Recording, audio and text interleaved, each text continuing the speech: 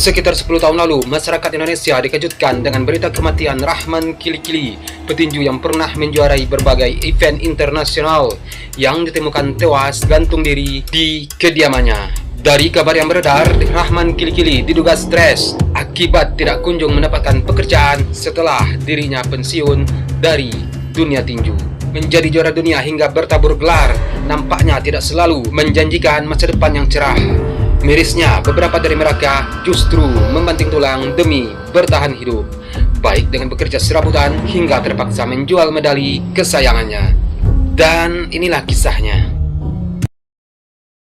Yang pertama, ada Denny Tios. Nama Denny Tios mungkin asing bagi sebagian masyarakat Indonesia. Ia merupakan mantan atlet angkat besi yang berhasil mengharumkan nama Indonesia hingga ke tingkat dunia melalui prestasi yang dicetaknya.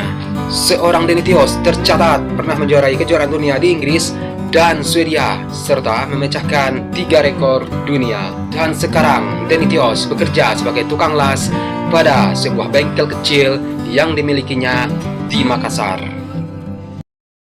Yang kedua, Wempi Wungau. Wempi merupakan seorang binaragawan yang telah membawa beberapa medali emas di ajang SEA Games 1989 hingga 1997.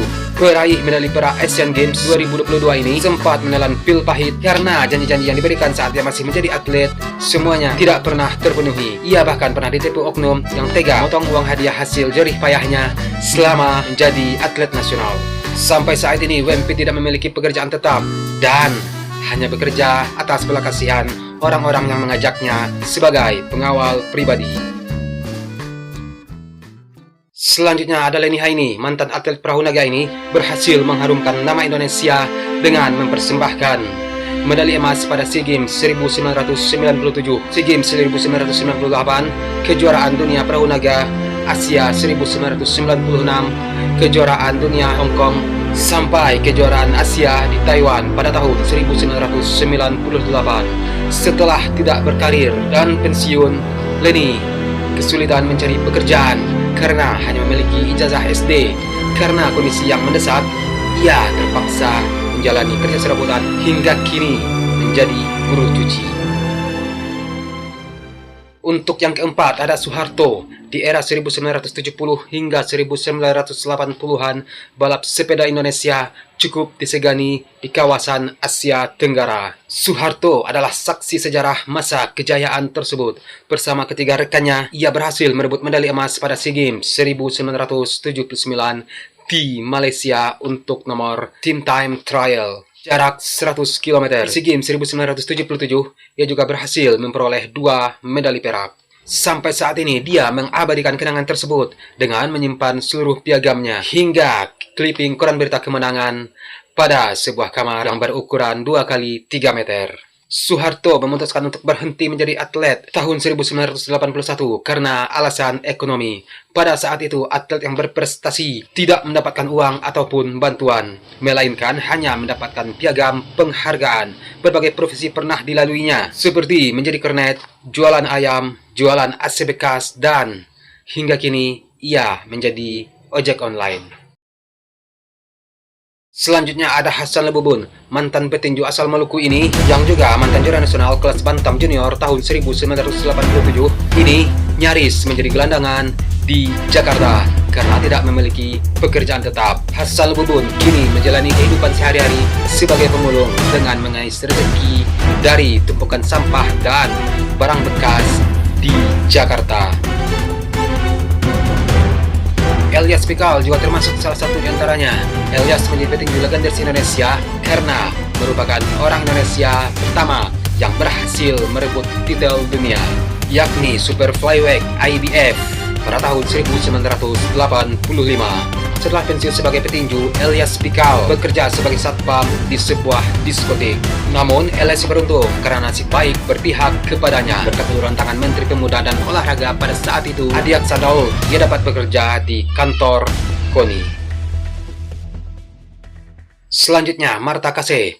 Untuk menjadi atlet lari profesional, Marta Kase memulainya sejak ia masih duduk di bangku sekolah dasar. Berbagai prestasi tingkat nasional dan internasional berhasil dicapainya, termasuk SEA Games pada tahun 1987. Namun, kurangnya perhatian dari pemerintah pada waktu itu membuatnya bingung dalam bertahan hidup selepas pensiun dari dunia olahraga. Ia kini berjualan minuman botol menghidupi keluarganya. Marina Segedi merupakan atlet nasional cabang olahraga silat yang berhasil membawa medali emas dalam ajang SEA Games 1982 di Filipina. Kejayaan Marina Segedi sebagai atlet tidak lagi ia rasakan setelah ia memasuki masa pensiun. Tuntutan ekonomi membuatnya harus bekerja sebagai supir. Nasib Marina terbilang beruntung saat secara tidak sengaja ia bertemu dengan pegawai Kemenpora di tahun 2011 yang kemudian membantunya untuk mendapatkan tunjangan tempat tinggal dari Kemenpora. Dan untuk yang terakhir ada Yuni Astuti. Yuni merupakan mantan pemain bulu tangkis yang berhasil menjuarai PON pada tahun 1986 di Jakarta pada nomor ganda putri.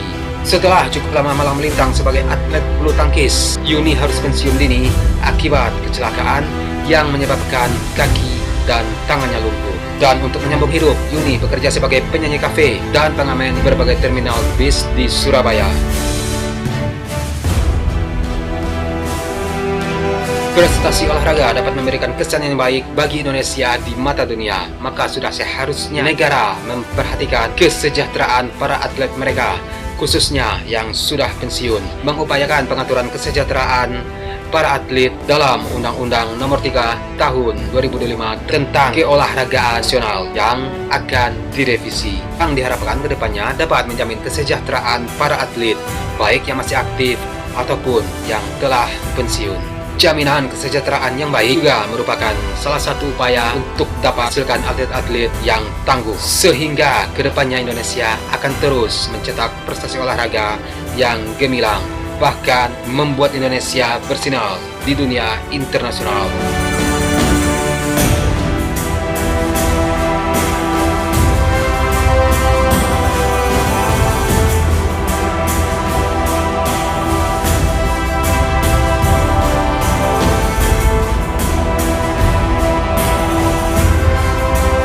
Kebanyakan atlet Indonesia memang kayak gitu loh. Kurnia Mega aja lihat loh. Tapi kita nggak bahas itu ya, karena perundang-undangnya sudah dibahas ya, tentang kesejahteraan atlet baik yang masih berkarir ataupun yang sudah pensiun. Oke, semoga kedepannya tidak ada lagi atlet-atlet yang menderita di masa pensiunnya. Dulunya mereka mengharumkan nama Indonesia, pas masa pensiun jadi ini, nggak dapat penghidupan yang layak. Oke, sekian video hari ini. Kira kata Serenus para Tomohak. Salam sayang untuk orang samping Anda. Dan sampai jumpa di video selanjutnya. Peace.